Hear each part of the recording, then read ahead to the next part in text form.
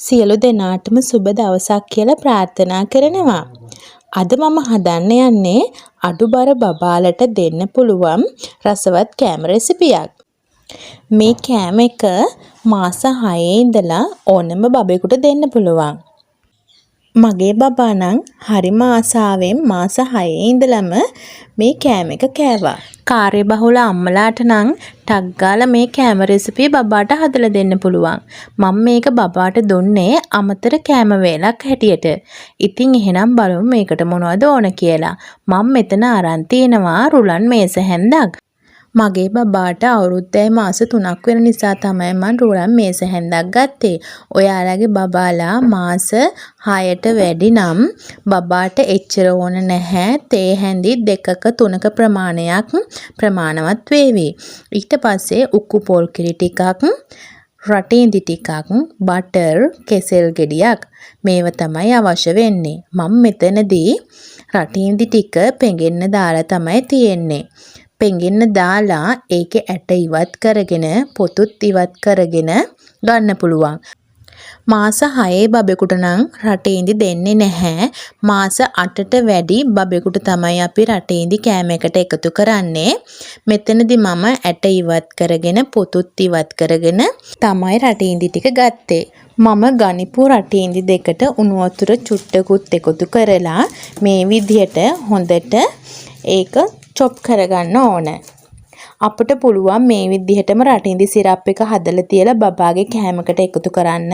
නැත්නම් අවශ්‍ය වුණ වෙලාවට මේ විදිහට රටින්දි එකතු කරගන්නත් අපිට පුළුවන්. මම මෙතනදී රටින්දි එක ටිකක් කෑලි සහිතවයි ගන්නේ. මගේ බබාට අවුරුද්දට වැඩි නිසා. මුලින්ම අපි කරන්නේ ෆෑන් එකක් ලිපේ තියාගෙන ඒකට රුලන් ටික එකතු කරගන්නවා. ඊට පස්සේ මද ගින්දරේ ටිකක් වෙලා අපි රුලන් ටික බැද ගන්න ඕන. ගොඩක්ම රුලන් බැදගන්නේ නැහැ. ටික වෙලාවක් තමයි රුලන් ටික බැද ගන්න ඕන. ඔයාලට විශේෂ දෙයක් කියන්න ඕනේ. අපි රුලන් ගෙනාවහම හොඳට බලන්න ඕනේ රුලන් එක. රුලන් එකේ පොඩි පණුවෝ ඉන්න පුළුවන්. මට ඒ විදිහට පොඩි ඇහැටවත් පේන්නේ නැති සුදු පණුවෝ ආහු වුණා.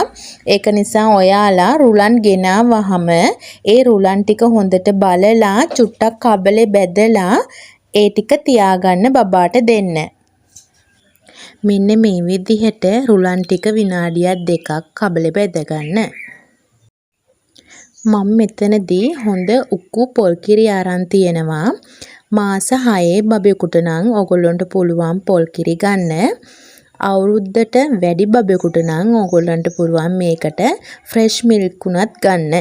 මම මෙතෙන්දී අරන් තින්නේ හොඳ උක්කු පොල් කිරි. ඊට පස්සේ පොල් කිරි ටික දාලා හොඳට මේක හැඳි ගා ගන්න. ටිකක් වෙලා යනකොට මේක ඝන වෙන්න පටන් ගන්නවා. ඒක නිසා නොනවත්වා හැඳි ගා ගන්න. දැන් බලන්න මේ වෙලාවේ මගේ රුලන් ටික ටික ඝන වේගෙනයි එන්නේ. ඔයාලත් මෙන්න මේ විදිහට රුලන් ටික මෙන්න මේ ගානට එනකොට ලිප ටිකක් ඕෆ් කරගන්න. මාස 6 බබෙකුට නම් ටිකක් උකුවට ඕන. ඒක නිසා ටිකක් මේ වෙද්දී ඕෆ් කරගන්න. මොකද ටිකක් නිවුනහම මේක ආයෙත් ඝන වෙනවා. මම මේක තව චුට්ටක් වෙලා තියලා ඊට පස්සේ ලිප ඕෆ් කරගන්නවා. මේ දැන් මම ලිප ඕෆ් කරලා තියෙන්නේ. ඊට පස්සේ මම මේකට හදාගනිපු අපේ රටින්දි ටික එකතු කරගන්නවා. ඒ ටිකත් එකතු කරගෙන මම මේ විදිහට හොඳට හැඳි ගා ගන්නවා. ඊට පස්සේ මම මේ විදිහට කෙසෙල් ගෙඩියක් අරගෙන හොඳට සූරලා බබාගේ කෑමකට එකතු කරගන්නවා. මොකද මගේ බබාට දැන් අවුරුද්දයි මාස 3ක් වෙන නිසා එයාට කැබලි සහිත ආහාර ගන්න පුළුවන්. මාස 6ට වැඩි බබෙකුට නම් ඔයාලට පුළුවන් කෙසෙල් ටික හොඳටම පොඩි කරගෙන බබාගේ මේ රුලන් එකට එකතු කරගන්න. මම මාස 6 ඉඳලා බබාට මේ රුලන් එකට කෙසෙල්, අඹ ඒ වගේ දේවල් එකතු කරලත් මේ රුලන් එක හදලා දුන්නා. ඊට පස්සේ මම මේකට බටර් ටිකකුත් එකතු කරා.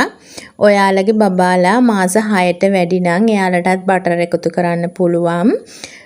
මේ විදිහට බටර් වගේ දෙයක් එකතු කරාම බබාගේ මොළේ වර්ධනයට ඒක ගොඩක්ම වැදගත් වෙනවා. මාස 8ට වැඩි බබෙකුට නම් ඕගොල්ලන්ට පුළුවන් මේකට නට්ස් පවුඩර් ටිකක් එකතු කරන්න පුළුවන්. තව රටකජු පවුඩර් ටිකක් එකතු කරන්න පුළුවන්. තල ඇට ටිකක් එකතු කරන්න පුළුවන්. ඒ විදිහට බබාගේ කෑම එක රසවත් කරගන්න පුළුවන්. ඉතින් මගේ වීඩියෝ එක හොඳ නම් මාව subscribe කරගෙනම යන්න.